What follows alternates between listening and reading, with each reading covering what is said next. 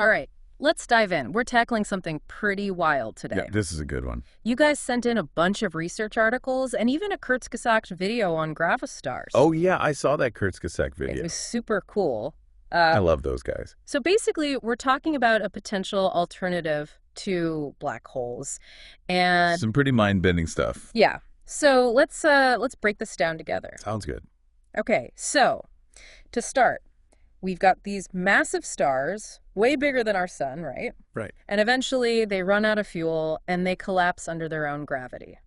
Yeah, but that's where things get interesting because the way that collapse happens, like the exact process, it's still something that scientists are actively researching.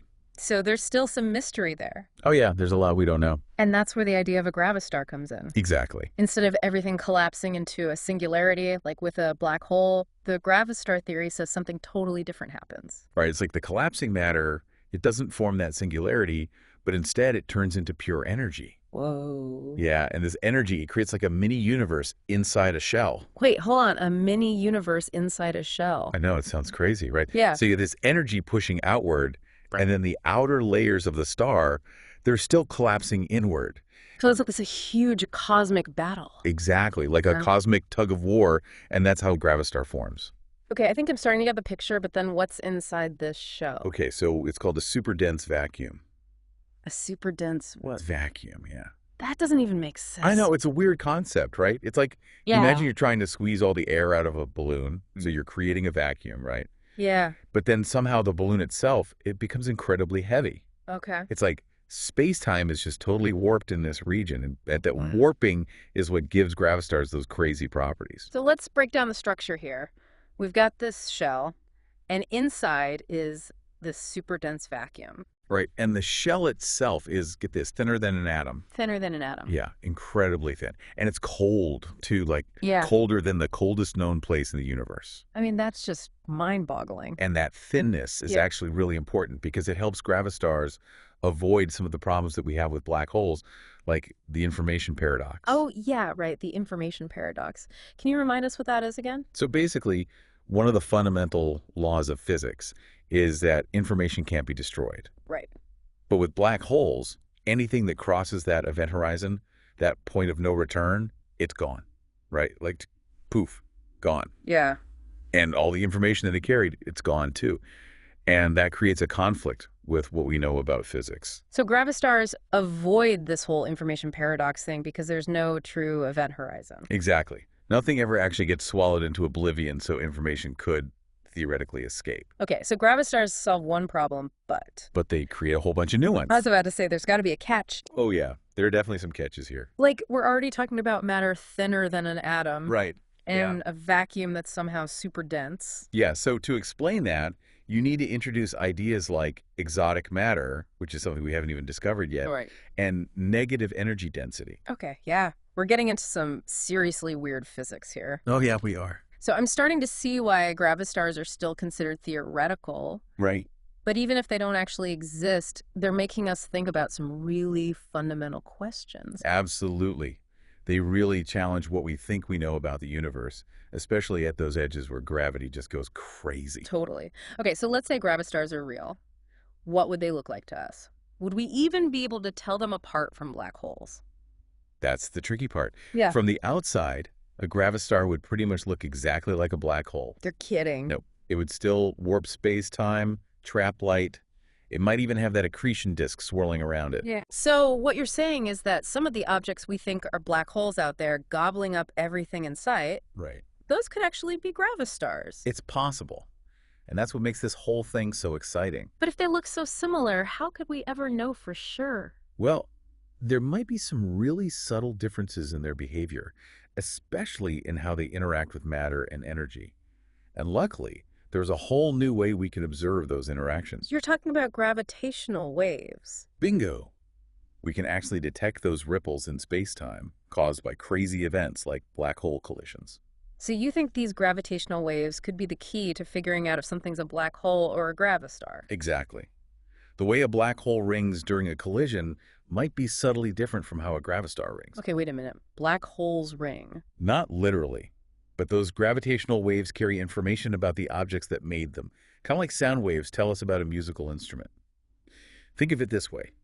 A black hole collision might sound like a bass drum, a deep, quick thump. Okay, I'm with you. But a gravistar collision, that might sound more like a gong, with these lingering echoes. Wait, are you saying black holes and gravastars make noise? I thought space was silent.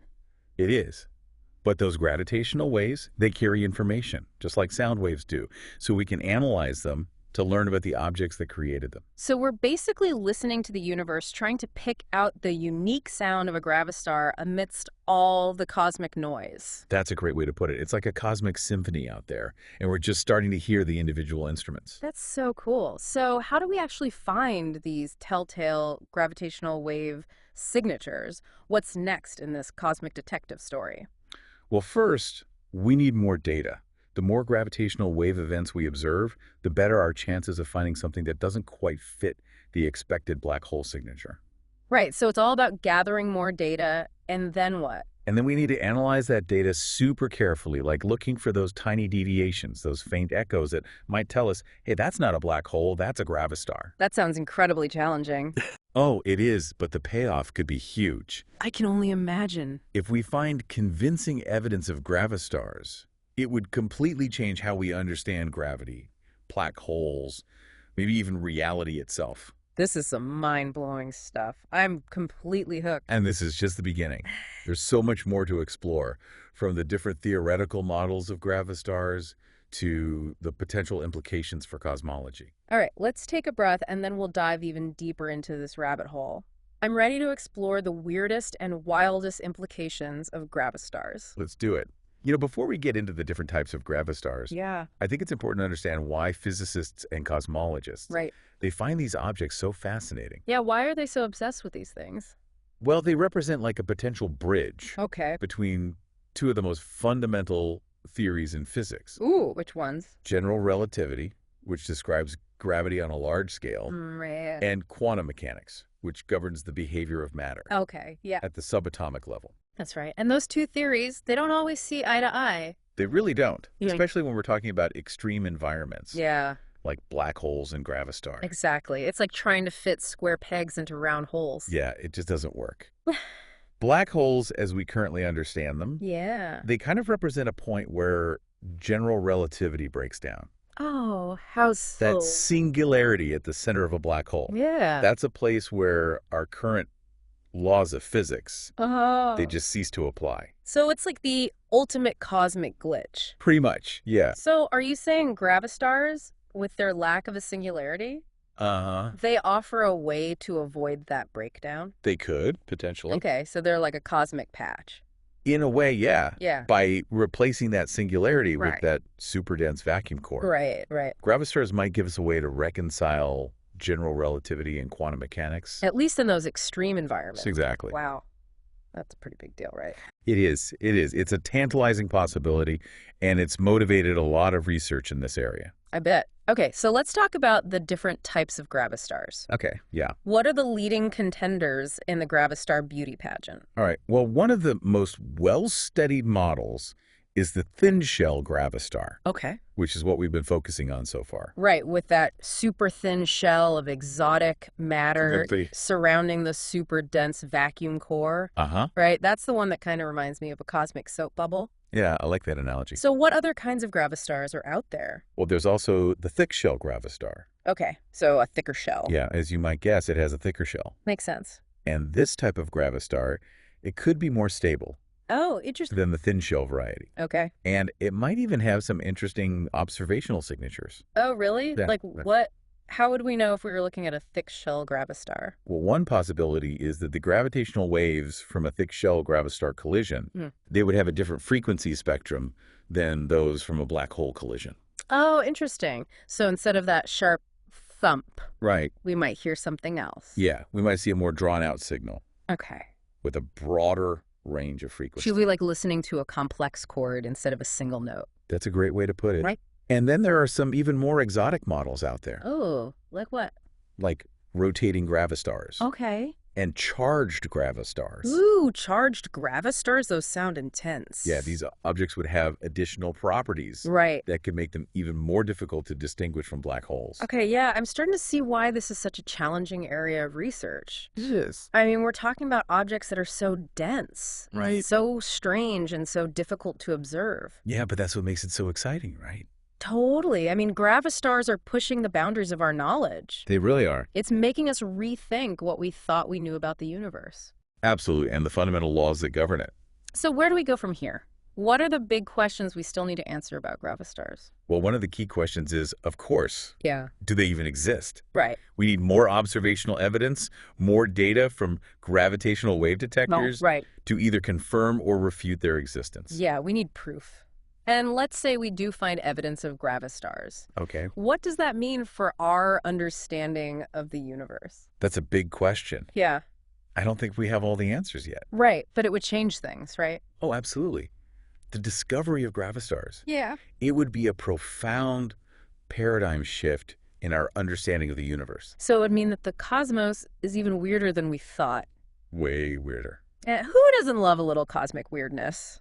But it's not just about the weirdness factor. It's about what gravastars could tell us about the universe. Exactly. They could unlock some of the deepest mysteries of the universe. Like what kind of mysteries? We're talking about the nature of dark energy, Okay. the origin of the universe, Wow. maybe even the possibility of other universes. Oh, other universes. Okay, now we're getting really out there. I know, right?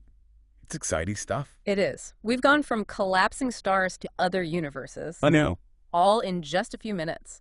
It's amazing how these seemingly abstract concepts that connect to these huge questions about the nature of reality. That's the beauty of science, isn't it? Yeah. It's a never-ending journey of discovery, and every new piece of knowledge opens up new avenues. So for all our listeners out there who are now obsessed with gravastars, Yeah. what can they do to stay up to date on the latest research? Well, there are some fantastic resources online, Okay. including websites and blogs dedicated to astrophysics and cosmology. Cool. And of course, there are always new research papers being published. Right, but for those who aren't quite ready to dive into the technical stuff, Yeah. what would you recommend? There are some great popular science books and documentaries out there. Oh, nice. Yeah, those can be a great way to get started. Yeah, they explain these concepts in a way that's easy to understand. Exactly. So the key is to stay curious, keep asking questions, and never stop exploring the wonders of the universe. Couldn't have said it better myself. Okay, so before we wrap up this deep dive into the world of gravastars, Yeah. there's one more mind-bending concept I want to touch on, Okay. and it might just be the weirdest one yet. Lay it on me. The idea that gravastars could be connected to wormholes? Yes, wormholes, those hypothetical tunnels through space-time. Right. That could potentially allow for faster than light travel and even time travel. I know, it's mind-blowing. It really is. So how could these two seemingly totally different concepts be related? Well, one of the challenges with wormholes is that they require something called exotic matter Okay. to keep them open and stable. Exotic matter, isn't that what gravastars are made of? Exactly. This exotic matter would need to have negative energy density, which is something we haven't actually observed in the real world. Right. But it's something that's predicted by some theories. Yeah. And that's where gravastars come in. So the same stuff that makes gravastars so strange Yeah. could also make them the perfect spot for wormholes. Exactly. The same properties that make gravastars so intriguing could also make them ideal candidates for the mouths of wormholes. Hold on. Are you saying that if we find a gravastar, we might also find a wormhole? It's a possibility. Oh my God. Though I should emphasize that we're firmly in the realm of speculation here. Right. The existence of both gravastars and wormholes, Yeah, it's still very theoretical. of course. And we have a lot more research to do before Yeah. we could say anything for sure. But still, it's pretty amazing to think about, right? Oh, absolutely. Mm-hmm. The idea that these cosmic mysteries Yeah. could be connected in such a profound way. It's both mind-blowing and inspiring. It really is. It speaks to the interconnectedness of the universe Yeah. and the endless possibilities of scientific discovery. So for all of you out there who are now dreaming of wormhole adventures, Yeah. remember that this is still a very speculative area of research, Uh-huh. but that doesn't mean we can't enjoy the ride. Absolutely not. Who knows what incredible discoveries are waiting for us in the future? Exactly. Maybe one day we'll even be able to travel through a wormhole. That would be something. Okay, I think we've covered a lot of ground today. Yeah, we have. We've gone from the death throes of massive stars Right. to the potential for wormholes and alternate universes. It's been a wild ride. My brain is officially fried. Mine too. Yeah. But it's a good kind of fright, you know? Yeah. The kind that comes from expanding your mind Exactly. and contemplating the vastness of the cosmos. That's what this deep dive is all about. Absolutely. Pushing the boundaries of our knowledge, exploring the unknown, Yeah. and embracing those awesome mysteries of the universe. Couldn't agree more. We'll be back after a quick break, and when we return, we'll explore what it would be like to actually experience a Gravistar firsthand. I can't wait. All right, welcome back to the deep dive. I hope everyone's brains are still functioning after that last segment. Yeah, there was a lot to take in. It was. Before the break, we were talking about those mind-bending wormholes maybe connecting to Gravastars. Right. But even if wormholes turn out to be pure science fiction, just the idea of Gravastars themselves, they raise some pretty wild questions about reality, don't they? Oh, yeah, absolutely. Like, what would it even be like to experience a Gravistar? That's a question that really gets to the heart of it, yeah. You keep mentioning that super dense vacuum core. Yeah. Empty, but also incredibly dense. Right. It's just such a paradox. Help me wrap my head around it. Well, imagine you're on a planet, okay? Okay. Orbiting a Gravistar. Yeah. From a distance, it might look exactly like a black hole. You wouldn't be able to tell the difference. But as you got closer... As you get closer, you'd start to notice some really strange things happening. What? Time would slow down, like dramatic, Time would slow down. as you approach the Gravistar's shell. Whoa. Okay, so time gets all wonky. Yeah, things get really weird around a Gravistar. What else? What would it feel like to be that close to something so massive? Well, the gravitational pull would be immense. I bet. But remember, Gravastars don't have that event horizon. Right. So theoretically, you could get really close to the shell without getting sucked in. Okay, theoretically. I'm not sure I'd be brave enough to test that out. Yeah. But let's say we could somehow touch the shell itself. Okay. What would that feel like? That's a tough question. Yeah. I mean, we're talking about a shell that's thinner than an atom, made of exotic matter, stuff we haven't even discovered yet. Yeah. It could be incredibly smooth, or it might have this weird texture, something totally unlike anything we've ever experienced. And it would be freezing, right? You mentioned it's colder than anything else in the universe. Colder than the Boomerang Nebula, yeah. I can't even imagine that kind of cold. Me neither. And then what's beyond the shell?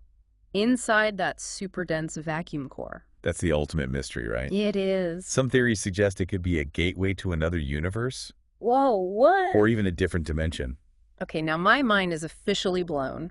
Multiple universes, alternate dimensions. I know, right? Are we still talking science here, or have we crossed over into, like, pure philosophy? Honestly, I think the line between science and philosophy gets pretty blurry when you start talking about these kinds of extreme concepts. Yeah, that's true. But that's what makes it so exciting. We're at the very edge of what we can understand. I totally agree. This whole deep dive has been amazing. Yeah, it has. It's a great reminder that the universe is full of mysteries, and we're really just starting to understand them. Exactly. We're just scratching the surface. So if someone wants to keep exploring this topic, where should they go from here? Well, there are some really great books and articles out there, both for general audiences and for those who want to get into the nitty-gritty details. Okay, cool. And of course, there's always new research coming out. And I bet there are some awesome online communities dedicated to this stuff. Oh, yeah, definitely. Places where people can geek out and talk about all the latest discoveries. Totally. You can find some great discussions online. The key is to stay curious, keep asking questions, and never stop exploring. Absolutely. The universe is full of wonders just waiting to be discovered. Well said. Thanks for joining us on this deep dive into the incredible world of Gravastars. It's been a pleasure. And to all our listeners out there, keep looking up and keep those minds open to the amazing possibilities of our universe.